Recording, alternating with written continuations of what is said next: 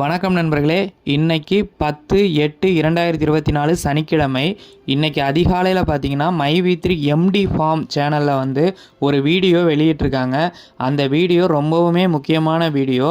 அதை இதுவரைக்கும் பார்க்காதவங்க கேட்காதவங்க தயவு செஞ்சு போய் பாருங்கள், கேளுங்க, ஷேர் பண்ணி விடுங்க. முக்கியமாக அந்த வீடியோவை எல்லாருக்கும் ஷேர் பண்ணி விடுங்க, ஸ்ப்ரெட் பண்ணி விடுங்க. ஏன்னா அந்த வீடியோவில் பார்த்தீங்கன்னா நமக்கு மிக முக்கியமான தகவல்கள், அதாவது என்ன நடந்துக்கிட்டு இருக்கு, அடுத்து என்ன நடக்கும், கம்பெனி எம்டி அடுத்து என்ன பண்ணுவார் அப்படிங்கிறதெல்லாம் சொல்லியிருக்காங்க.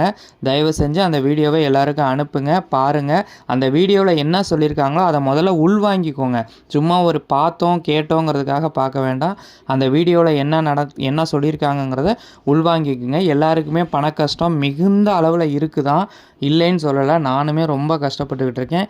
இருந்தாலும் இந்த நேரத்தில் நம்ம நம்ப வேண்டியது கம்பெனியை மட்டும்தான். அதனால தான் சொல்கிறேன், அந்த வீடியோவை போய் பாருங்கள்.